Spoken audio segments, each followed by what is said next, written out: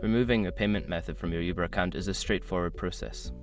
Follow these steps to ensure your payment information is updated. Step 1. Open the Uber app. Launch the Uber app on your smartphone. Make sure you are logged into your account to access your payment settings. Step 2. Access your account settings. Tap on the menu icon, usually located in the top left corner of the screen. From the menu, select Settings to access your account settings.